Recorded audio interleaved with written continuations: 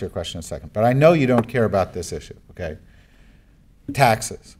Somehow, all the adult voters in the world, they care about taxes so much, and they care about the deficit, right? And you have the Republican Party saying the way you cut the deficit is that you reduce entitlement expenditures. And you have the Democratic Party saying you've got to reduce defense spending and you've got to increase taxes. Guess what? Got to do all those things. There's no way to fix the problem without increasing taxes, reducing defense spending, and reforming entitlement spending, increasing the retirement age. Do you know the retirement age, by the way, for those of you who are in high school, forget the concept, okay? Okay? It's not going to be part of your lives. But the retirement age, as it is currently discussed, age 65, was invented by Otto von Bismarck, okay, when people didn't live to be 65. It's the classic government program. I've got a great idea. I'll give you money if you live that long, which you won't. Okay? Now people live 20 years past the retirement age. It's broken. The finances don't work. You sit there, if you go, Democrats brings that up. He's done. You know, AARP, everybody else, they go, oh, you can't bring that up. Got to bring it up. If a Democrat or a Republican were to say, you know, we got to cut defense spending because maybe we could be secure even if we didn't spend more than every other country in the world added up on defense. What if we only spent 80% as much as every other country in the world added up? Would we be secure then? If I were to say that and I were a Republican, everybody would stand up and say, I'm a communist, I love bin Laden, I'm in favor of terrorism, I want a weak America, I'm working for the Chinese. It's crazy, you know, because the solutions are actually right here, simple. Yeah. Our friend from Virginia. I'm from the right, just to let all of you know. That's all right. You haven't finished your education yet.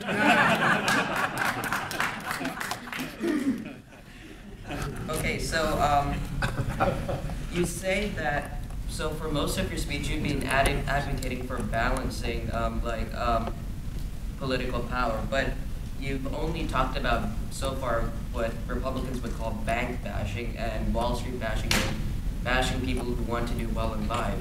Like, you haven't talked about the government. So I should just start poor bashing now? Those leeches, those poor people who, you know, demand wheelchairs and retirement care, that kind of thing?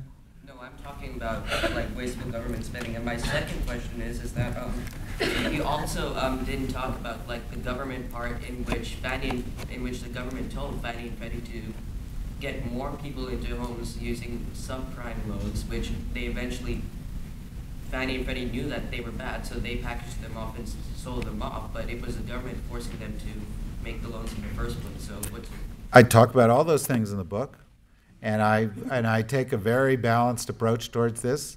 And the first thing that you said seemed to imply that taking a balanced approach was the wrong thing to do. But my sort of academic training suggests to me that you actually have got to look critically at both sides and try to come to some kind of a critical conclusion. Fannie Mae made a lot of mistakes. Wall Street was not the only people that made mistakes. And I got nothing wrong with people doing well. I got some news for you. I'm in the 1%, okay? I know a lot of other people who are in the 1% too. They don't think that doing well and turning your back on everybody else, or doing well and gaming the system so no one else has a chance to do well, are mutually exclusive. And neither do I. I think we can have a system where people can go and get rich on Wall Street, where the government can play a useful and constructive role, and where we can have opportunity for people who haven't been fortunate yet on their way up. But I'll tell you one thing, just as an aside. You had one of your teachers stand up here earlier. This is just parenthetical comment. In a country where an investment banker makes millions and millions of dollars a year and a teacher makes $50,000 a year, you are headed down the path of destruction without fail. And one of the best things we could do in the United States is we could take, I don't know, pick a number, up to $100,000 of teacher salaries tax-free. Double their salary right now. Make the best and the brightest go and be teachers. Because if you don't realize, one of the mistakes we have in the United States is we fail to recognize the difference between spending and investment. All government spending is not wasteful. Build a bridge, build a highway, hire a teacher, build a school, cure a disease. That's not wasteful. And if you're a company, you've actually got two budgets. You've got a capital budget for your investments, and you've got an operating budget. Federal government doesn't have that. But one of the things that we need to do pronto is get the best and the brightest to want to work someplace other than Wall Street. We've got time for a couple more. Bill Slack, and then we'll come over here. So that this doesn't end up being a downer, you pick up on a comment you made in your opening paragraph. So what do we do? Teach civics in high school? I took civics to make me better or worse, but there was a time when this kind of social contract conversation took place in the secondary schools. Well, the simple answer to the question is yes, teach civics in high school. But that's not the only thing we've got to do, right? People have to know what the rules are. They also, by the way, have to know that the rules are changing. National governments can't fulfill the terms of the social contract in the global era anymore. We actually need new mechanisms on the international stage. We need to, because a lot of the threats that we face and a lot of the opportunities we face involve going out into the international world. So we need new institutions, and we need new thinking about those institutions and so forth. But in terms of getting people engaged, doing what you're doing, having meetings like this, that's a good thing. Teaching civics, that's a good thing. You know what else you could teach? Geography. That would be a useful thing to teach. Math and science and those kind of things. Those are not requirements for getting into college. Those are requirements for succeeding in life. So I think, tell you another thing we could do is we could use technology differently in the schools. Right now, the way teaching is done is the way it was done at the University of Bologna in the year 1000. The sage on the stage. A guy stands in the front of the room, other people sit in the room and listen.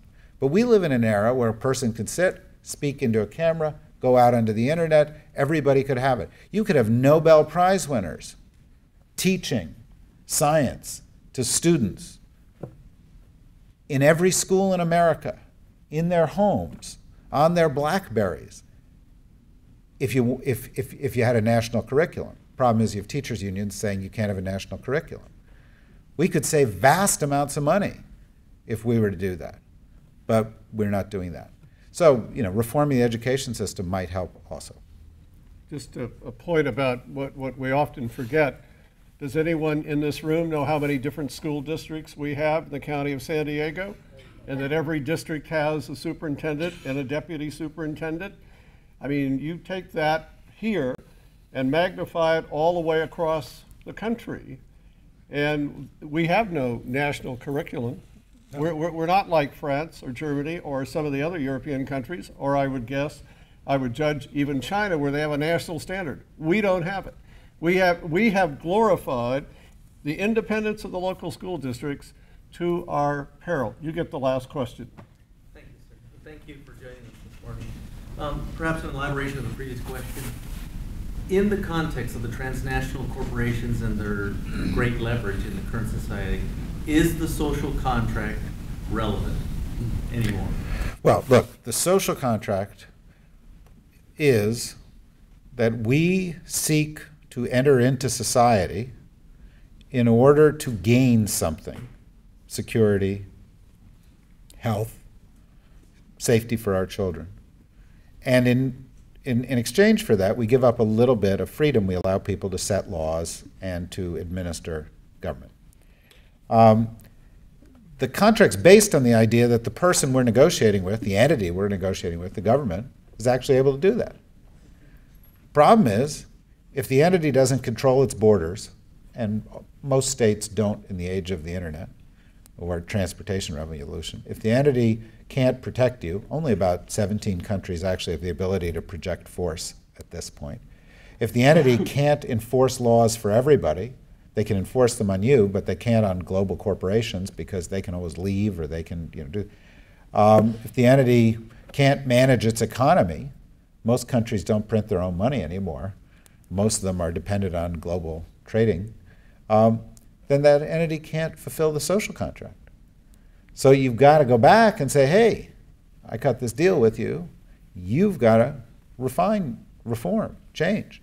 And some of that's going to mean, in the course of the next 100 years, taking a little bit of national sovereignty and passing it on to supranational entities who can regulate those markets or deal with global climate or deal with global health.